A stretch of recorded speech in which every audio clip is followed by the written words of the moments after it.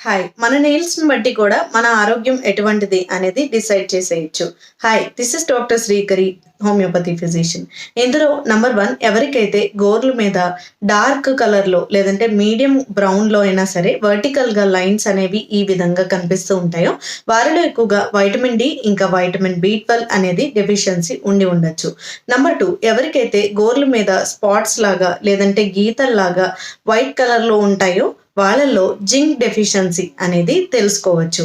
Number 3 ఎవరికైతే spoon shaped nails అనేవి ఉంటాయో అంటే గోర్లు అనేవి పైకి కనుక ఉంటాయో వీరిలో ఎక్కువగా ఐరన్ డెఫిషియన్సీ ఉంది అని అర్థం చేసుకోవచ్చు.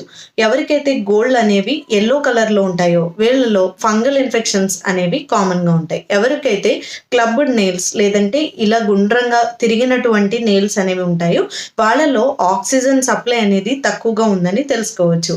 ఎవరిలో అయితే బ్లూ కలర్‌లో నెయిల్స్ అనేవి ఉంటాయో వాళ్ళ ఫింగర్స్‌కి బ్లడ్ సప్లై అనేది చాలా తక్కువగా ఉంది అని కూడా అర్థం చేసుకోవచ్చు.